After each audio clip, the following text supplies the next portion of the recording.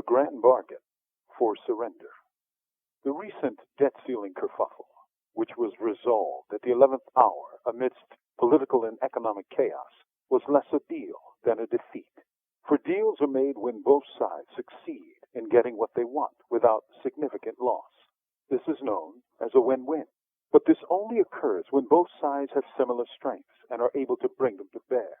In the recent debt ceiling crisis, one side, the Tea Party-backed Republicans, were able to put pressure on the administration and the Democrats and hold out while the clock ticked towards default. Terrified at the possibility of default, the administration caved and a deal was struck to cut spending, no tax increases, and the pass-off of tougher cuts down the line by a so-called bipartisan supercommittee. This deal was greeted by the credit ratings agency Standard & Poor's with an unprecedented downgrading of American credit liability from AAA status to AA+.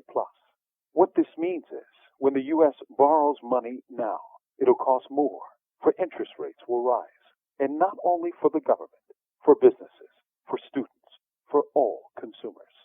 The S&P took this step because the political process, the brinkmanship, the very threat of default, even if unlikely, pointed to the unreliability and instability of the government, and by extension, its ability to pay its bills.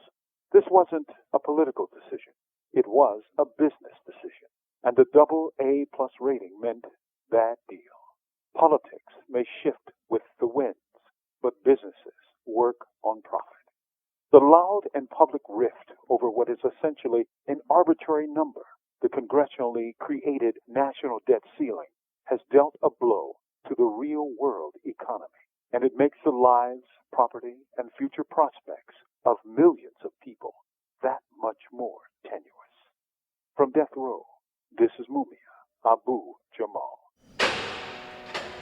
These commentaries are recorded by Noel Hanrahan of Prison Radio.